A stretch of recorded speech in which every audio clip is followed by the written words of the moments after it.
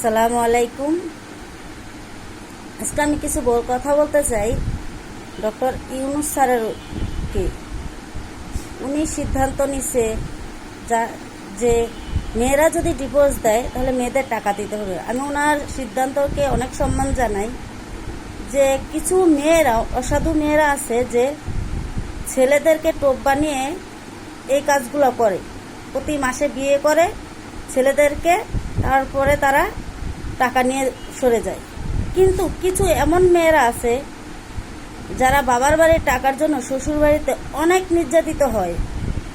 তারা এখন থেকে আরও নির্যাতিত বেশি হবে, কারণ তারা ইচ্ছা করলেও ছাড়তে পারবে না, তাদের টাকা দিয়েই ছাড়তে হবে।